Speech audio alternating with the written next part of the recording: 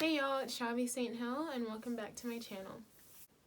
I'm not that upset this time, and some of this video might be sad, and I guess like not every video is gonna be funny, but like and subscribe. In this one I wanted to touch on like some of the horrible things that have gone on between me and hairstylists on set.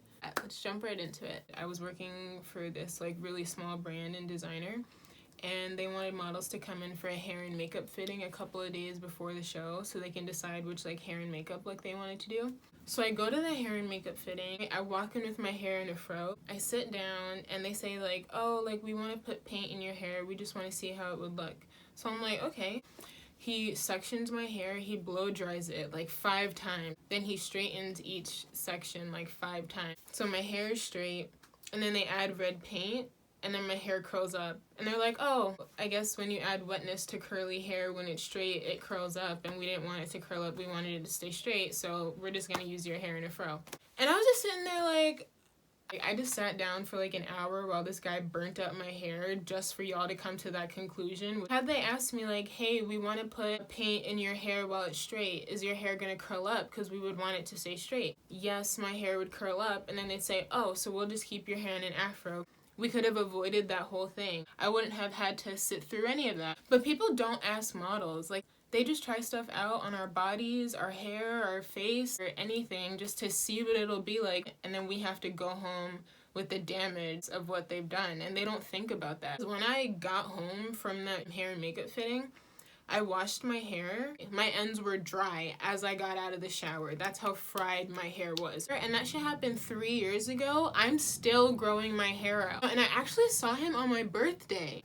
I really wanted to go up to him and tell him like, yo, you ruined my hair. I want to fight you. Who knows how long it would have been now, because eventually a year after he did that, I had to cut my hair off into a pixie. I ended up getting a weave, and it was like an afro wig. I actually had an embarrassing situation with an A-list hairstylist. I'm not gonna say who it is. I'm sitting down on set. I'm getting my makeup done. He comes over to me and he's like, ooh, I want to feel this. He touches my scalp and he goes, ooh, that is not your hair, and walks away, and the entire room went silent. And I'm just like, you're a black man making fun of a black woman or trying to like belittle me for wearing a weave when your A-list celebrity client has a different wig every single week. There was another time where I was working with this woman, and this was when like the baby hairs down to the eyebrows, you know, like the oily, like slick baby hairs was a look. And we all know that the way you get baby hairs, all you need is a toothbrush, some gel. You don't need heat to achieve baby hairs, right? So this woman puts my hair up, and then she starts to work on the baby hair. So the way that she does that is by sectioning off my baby hairs, and then I see her grab a straightener. And in my head I was like, I'm gonna trust the process, but what are you doing? And she straightened my baby hairs like 3-4 different times, like burning up my baby hairs. And it got to the point where I was just like, sorry, I can't do that much heat. But there was a language barrier between us because she was from Japan, and she wasn't even making eye contact with me. She was just looking at my hair with the straightener in her hand, and she was just like nodding, like she understood what I was saying, but she didn't. So then she takes edge control, and then she just like coats it, and then just left it, and then grabbed the next piece. And in my head, I'm again like, because we all know that when you're working with edge control, you got 3 seconds. Like, you put it on, you are figuring that shit out right after you put it on. And then after, I see her take a rat tail comb, and I'm just like, oh no. And then she takes my baby hair that is coated with edge control and tries to comb it out.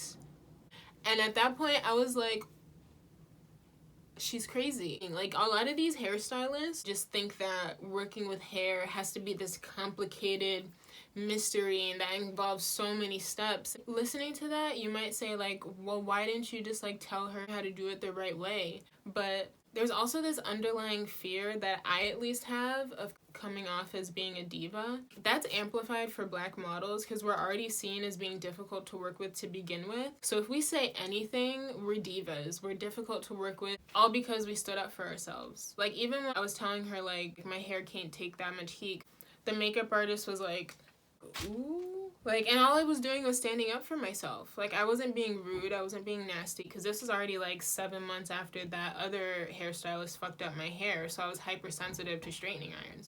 I remember, actually, I went to this fashion show, and, you know, I walk upstairs to where hair and makeup was, and they were like, please see, let's call her, like, Lauren, right?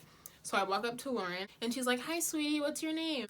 And I was like, oh, my name is Shavi. And she, like, looks on her list, and she's like, Shavi, like, looking for my name. And I guess they had, like, notes next to every single model's name. And she was like, oh, you're the model with difficult hair. Just wait right here, I'll get somebody. And I was just like, what?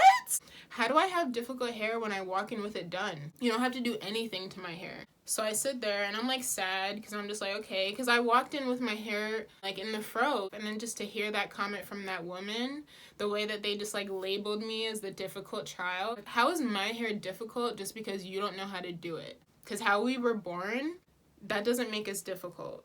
So the vibe was killed. I go to sit down with the hairstylist, right? And every other model had like 2 people working on them, and they had like 5 for me. They just like stand in front of me and they're just like looking at me. And so he's like, oh, okay, well, we're just gonna like shape it.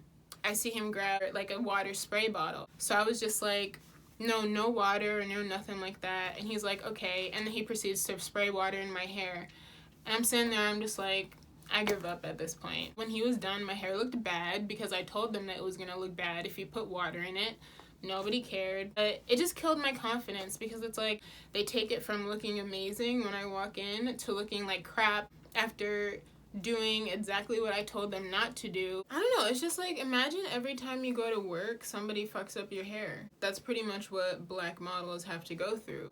And it's just like, sometimes as a model, you have no control over the things that people do to your body. Because it's like, people won't ask me like, oh, if I do this to your hair, how will it react? They just do whatever they want, and you have to go home and deal with the damage. If we speak up for ourselves, we're divas and we're difficult to work with. And a lot of black models are perceived to be that way to begin with. Before we even open our mouths to that woman that said that I have difficult hair, I was already labeled as difficult before she even met me, before any of them ever met me, because they were people that I had never met before. And we're not difficult just because those people don't know what they're doing. A lot of people just like refuse to learn, they refuse to change, because to be honest with you, a lot of hairstylists, like, we always talk about how hairstylists need to learn how to do black hair, they need to learn how to do different hair types, but for a lot of hairstylists, they only work with black models a very small percentage of the time. And it's like, from their perspective, why would they put in so much effort to learn how to do a hair type that they barely work with to begin with? Casting directors, the team as a whole, might pick a model with more manageable hair, aka straight hair, because maybe the hairstylist said like, oh, I don't know how to do that type of hair. It's a diversity issue, it's a learning issue. People have to put in effort to learning how to work with different types of human beings. And nobody wants to put in that effort. If a black model's on set, they would rather not touch her hair or act like they know what they're doing and fuck it up. Then the model doesn't look good in the photos. And it's like, how is she supposed to get booked in the future when people keep making her look bad? More black models need to be casted so that the industry as a whole can change, so that these horror stories can stop happening.